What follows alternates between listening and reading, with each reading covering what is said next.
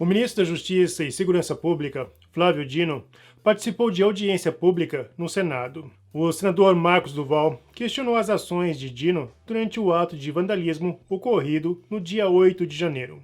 Em tom jocoso, Dino afirmou que se o senador é da SWAT, ele era do time dos Vingadores. Dino se referiu ao grupo Vingadores da Marvel. Porém, a analogia foi bastante infeliz. Essa referência um tanto infantil pode ser analisada ao remetermos a dois outros momentos igualmente infelizes. Durante um evento, o ministro Barroso sugeriu que ele e a esquerda progressista eram um grupo do bem.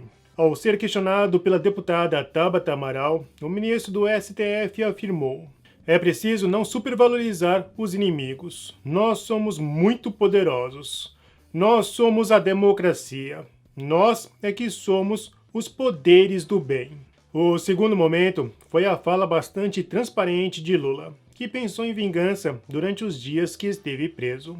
De vez em quando, um procurador entrava lá de sábado ou de semana para visitar se estava tudo bem.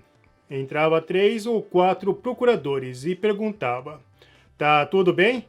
Eu falava: "Não está tudo bem. Só vai estar bem quando eu esse Moro. Vocês cortam a palavra aí."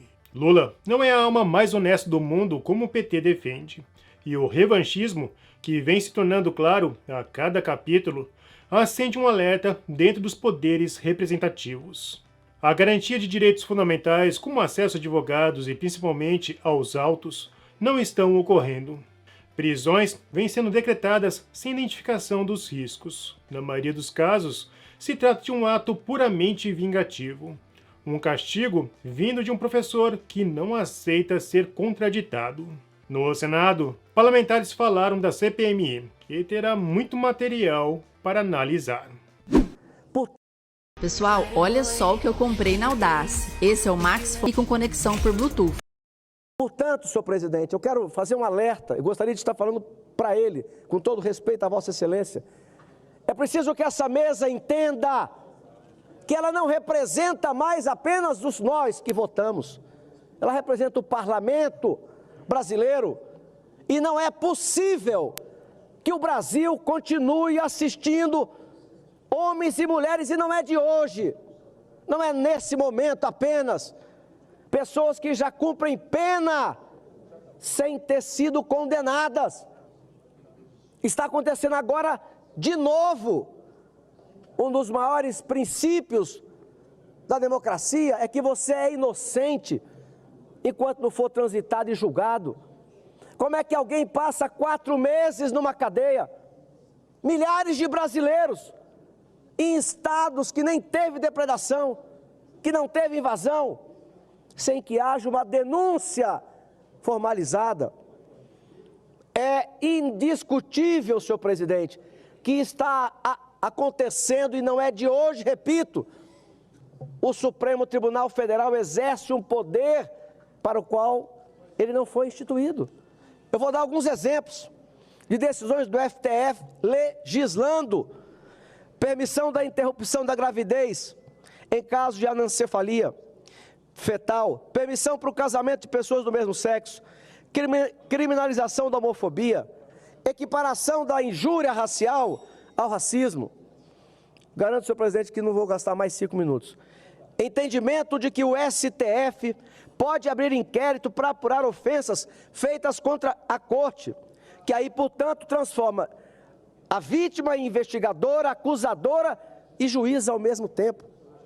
Imposição do passaporte da vacina, proibição de operações de reintegração de posse. Isso aqui é um atentado ao direito à propriedade, ao direito ao suor, o resultado do suor do trabalho das pessoas. Proibição de operações de reintegração de posse, proibição da vaquejada, modificação do foro por prerrogativa de função, afastamento de um presidente de poder por decisão monocrática de um ministro, flexibilização da imunidade parlamentar, derrubada da cláusula de barreira e imposição da fidelidade partidária, proibição de doações de pessoas jurídicas para campanhas políticas, criou os superpartidos. criou o fundo eleito, com isso criou-se o fundo eleitoral público, que é um atentado ao livre exercício do mandato parlamentar, que dificulta mais ainda aquele que está do lado de fora entrar. Deu às cúpulas partidárias um poder bilionário e discricionário. Eu acho grave, gravíssimo, quando o ministro da Justiça, Flávio Dino, senador da República, vem dizendo que se nós rejeitarmos o que eu considero um atentado, um perigo à livre expressão, que é o PL que foi parado na Câmara Federal, ele vai acontecer de qualquer forma, dando a entender, e hoje tentando se corrigir, que o Ministério e o STF farão uma interpretação, nos substituindo. E os argumentos que se usam são bonitos. Abre aspas, a regulação das plataformas está sendo feita por vários caminhos. É uma exigência que está na Constituição. Não podem continuar livres as violências contra crianças, adolescentes, a apologia ao nazismo. Aqui eu quero fazer só um parênteses meu, senhor presidente. Eu acho interessante no Brasil, você fazer apologia ao nazismo, usar a suástica é crime, mas não é crime usar a foice e o martelo, que representa uma ideologia que matou mais do que o nazismo e o fascismo. Quer eles queiram acreditar ou não, quer aceitem ou não, são dois pesos, duas medidas. Isso é um parênteses meu. Voltando à fala do ministro, as indústrias de desinformação contra a saúde pública, entre outros crimes. Senhor presidente, colegas senadores, isso tudo já está previsto na nossa lei. A parte aqui é um pronunciamento histórico do senador Márcio Bittar, com muita coragem, um pronunciamento muito verdadeiro, que você percebe o âmago do ser, né? O senhor colocando com firmeza suas convicções num Brasil onde a democracia, no meu modo de entender, está sob ataque. A nossa liberdade está sob ataque. O senhor foi um dos parlamentares que, nesse final de semana, autorizado apenas pelo ministro do STF aos sábados e domingos, quando todo mundo sabe que parlamentar está na sua base. Mas o senhor fez questão de ficar aqui, em solidariedade a um ser humano que está sendo um preso político nessa nação. Eu não imaginava, com 50 anos de idade, senador Marcos Pontes, astronauta Marcos Pontes, que iria ver novamente presos políticos no país. E é o que nós estamos vendo nesse momento. E é o que nós estamos vendo nesse momento com o senhor Anderson Torres, ex-ministro da Justiça, ex-secretário de Segurança, atual policial delegado federal, passando por uma tortura cruel, totalmente sem processo legal. É esse o problema. Ninguém está falando de clemência, de compaixão, não, porque isso tem que ser intrínseco à alma de cada um. Estamos falando de respeito à Constituição brasileira, e está claro o que está acontecendo, sem ver as filhas, sem ver a mãe com tratamento de doença gravíssima, e ninguém sabe o que é que o homem é acusado. Cadê as provas? Não se mostra. Então, eu quero dizer que eu estive nessa audiência com o senhor mais cedo, com o ministro da Justiça, Flávio Dino, e não vi, senador Cajuru, minuto final, se o senhor me permitir.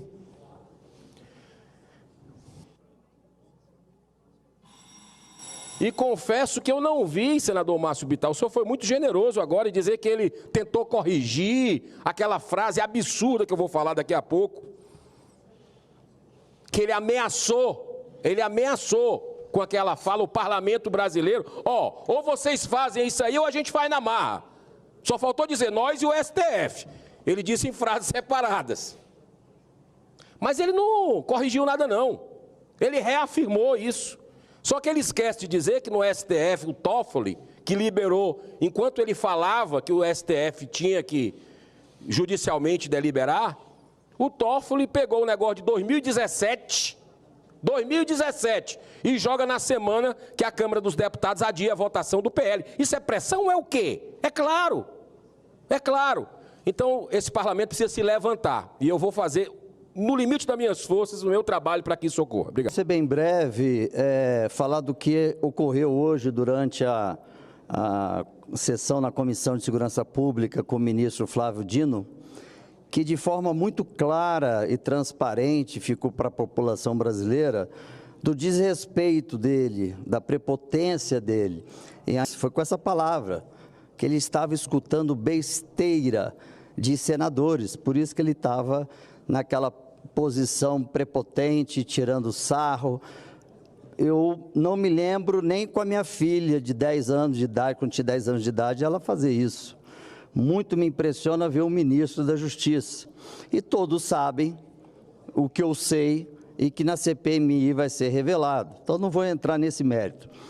Ele chegou até a brincar, ele falou o seguinte, ele falou, olha, como você que já foi da SWAT, não mexe comigo não, porque eu já fui também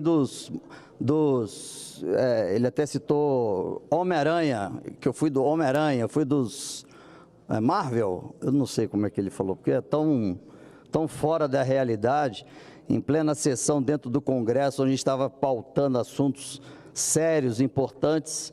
Vou citar aqui os movimentos que o ministro Alexandre de Moraes, do STF, tem feito ao longo dos últimos 4 anos. Eu estava lendo uma matéria no New York Times que estava falando sobre ele. E a chamada da matéria, senador Girão, olha que interessante, disse o seguinte: não podemos desrespeitar a democracia para proteger a democracia. Eu achei essa frase, esse texto, muito forte e muito propício para a situação, porque tudo se coloca como estou defendendo a democracia. Mas essa defesa não está seguindo a democracia. Isso é notório para todos.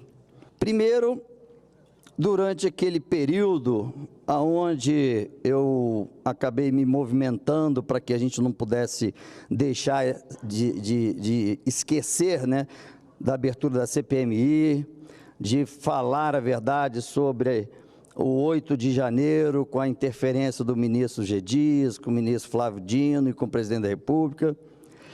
E o ministro, de forma, assim, de forma surpreendente, ou por ofício que se diz, ele reteu o celular que é do Senado Federal, sem passar pelos trâmites legais, que seria a Polícia Federal ter subsídios para pedir a retenção do celular de um senador, é enviado para a PGR confirma se de fato há necessidade de que o celular do senador seja retido, e ele por ofício, ou melhor, por telefone, ele mandou reter o meu celular naquela época. E o ministro, de forma monocrática, impediu a minha ida para visitar o ex-ministro Anderson Torres. É algo que a gente fica se questionando, se vale desrespeitar a democracia para defender a democracia. E não vou fazer nenhum comentário a respeito do ocorrido na sessão de hoje da Comissão de Segurança Pública. Cada um tire a sua conclusão. Mas só quero lembrar que na Folha de São Paulo, de sábado passado, há uma entrevista do novo ministro do GSI, que diz textualmente o seguinte, que se ele estivesse no cargo, diante das informações prestadas e constantes do Sisbin, ele teria pedido reforços. Palavras do general Amaro. E, diante da primeira pergunta feita na entrevista, uma entrevista de uma página, na Folha de São Paulo, só no final da resposta à primeira pergunta ele diz: está se falando muito da falha ou não do GSI. Ele não é o ex, ele é o novo ministro do GSI. Mas não foi só no GSI que ocorreu o problema. Foi falha mais ampla. Não é a palavra de nenhum senador, nem do lado A, nem do lado C ou B, é a palavra do novo ministro do GSI. Concluo. Não foi só no GSI que ocorreu o problema. Foi falha mais ampla. E é esta amplitude da omissão que exige investigação. Obrigado.